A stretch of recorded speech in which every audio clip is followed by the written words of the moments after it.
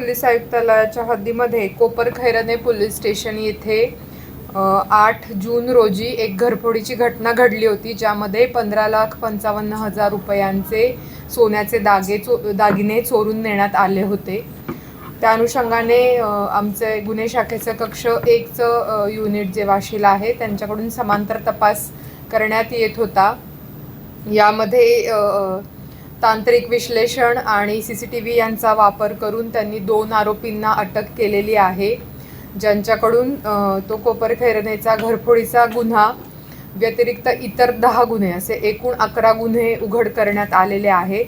यामध्ये 2 चेन स्नॅचिंगच्या गुन्ह्यांचा समावेश आहे आणि 9 घरफोडीचे गुन्हे उघड केलेले आहेत। त्यामध्ये त्यांच्याकडून आत्तापर्यंत जवळपास 11,67,000 रुपयांचे सोन्याचे दागिने आणि 2 मोटरसायकल जप्त करण्यात आलेल्या आहेत।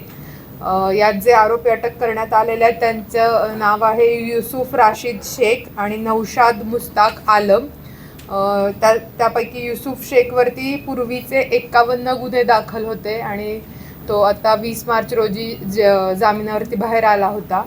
आणि नौशाद आलम जो त्याचा सह आरोपी होता त्याच्यावरती आतापर्यंत 32 गुन्हे दाखल होते।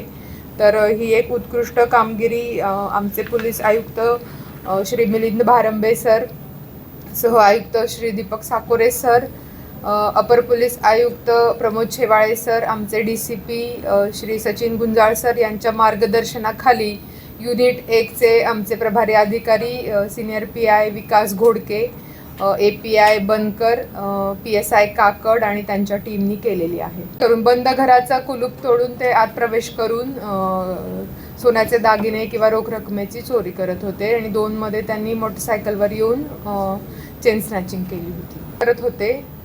बंद घर दिसलं तर मग त्यावेळी ते घरफोडी करत होते।